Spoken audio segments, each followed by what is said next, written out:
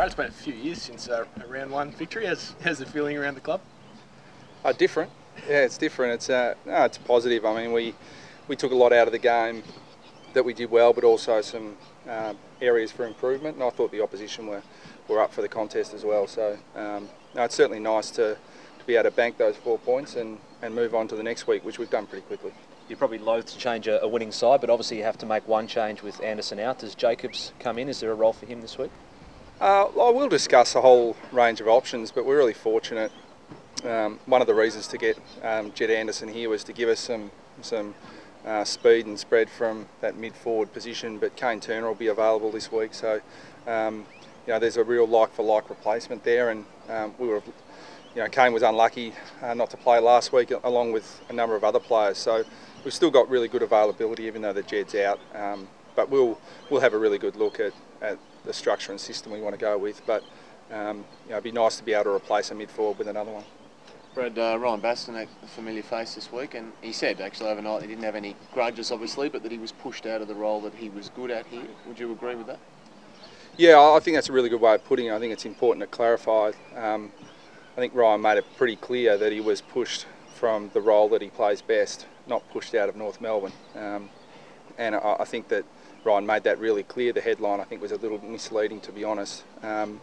But yeah, he's right. I mean, he sees himself as playing his best footy as an inside midfielder, and he really struggled for game time in that particular position with us. But that being said, he played 17 games and was an important player for us. But he saw greater opportunity, and we saw opportunity to get our first round draft pick back that we gave up for Jed Anderson. So, like all trades, you hope they're win-wins, and I hope Ryan goes on to have a really good career with Brisbane, and he plays some really good footy this year in round 3 onwards. Yeah. How did you assess Brisbane on Sunday?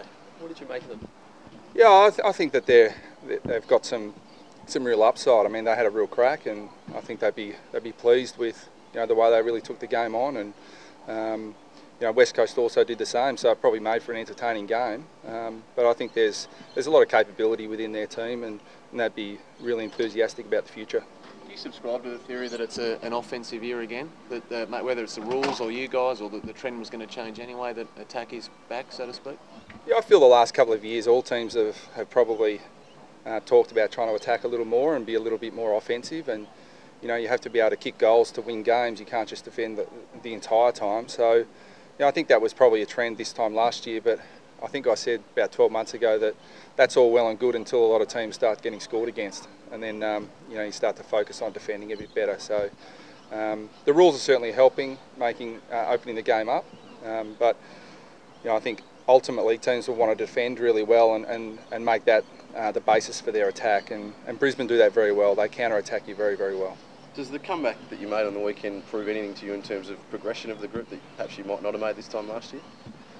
I think there's been an evolution in that, yeah. I mean, we were certainly under pressure. Adelaide were playing good footy, and we weren't playing our best. So, when that's happening, I think a young and inexperienced group can tend to adopt the mindset that things just aren't working for us today, and our guys are really confident that their best is good enough. So for them, it's a matter of persevering and persisting when things aren't working, and in the end, we got our just rewards.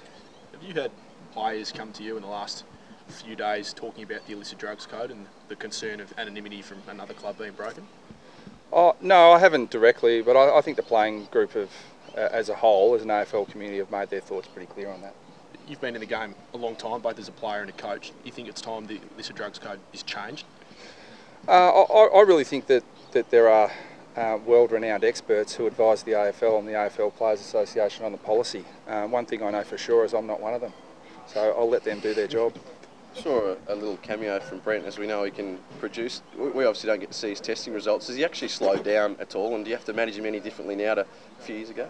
No, we've tried because we thought we'd have to, but we test a little bit differently now. We use a lot more GPS technology to test the speed and agility and work rate, and his numbers are the same or better than they've been in my time at North Melbourne, which is just remarkable. So we tend to group guys into age groups and think that we might have to manage workload, but he just doesn't miss a session for us. And I said earlier or late last week that in January we have to force him to take some extra time off because it's not in his makeup to do that. So, and I know that he goes away from the club. He's not here, but he's still training by himself. So he's just a remarkable athlete and a really driven competitor.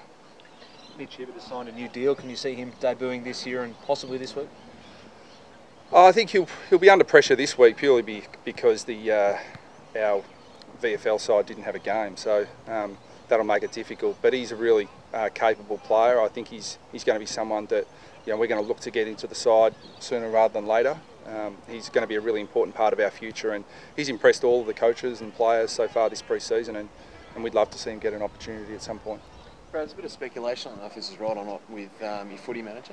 Is Jeff Walsh handing over at some point this year to Cam Joyce, or the end of the year? Are we barking up the wrong tree there? Not to my knowledge, no. I mean, in a lot of ways, Jeff Walsh he's our chief of football operations, and Cameron Joyce is our list manager. But in a lot of ways, they share duties as it is now. But no, I mean, Jeff Walsh is contracted here until I think at least 2018, and hopefully beyond. So no, I'm not sure about that one. Well, Channel 7 reported that he'd gone part-time and that Joyce had taken over his duty, so I guess that's Did they? completely incorrect. Walshy, I can guarantee you that I arrive pretty early to work, but Walshy always beats me here, and I see him on the way out. So if that's part-time, then I'd hate to see him working full-time. Just with I suppose the rucking roles this year under rotation. Obviously, Todd played. Only get 44 hit-outs, etc. But how important is the secondary role this year, like a Ben Brown or what sort of role do they play that's different to what they were doing last year? I think it'll be different roles for different teams. To be honest, for us, it doesn't change much because Goldie's game time is still pretty similar to what it was last year. So I think it'll vary on the personnel that different teams have got, but. We think it suits us because Goldie likes that high game time role as it is. Positive performance from Daniel Wells. How's he pulled up? Everything fine with him? Yeah, he's good. No, he's physically pretty good. So the comeback was fantastic. Even though we call it a comeback because he's his first AFL game for a long time, but I think he played 4 pre-season games for us. So including intra-club. So he's he's in good nick. He's ready to go. But as I've stressed all along that.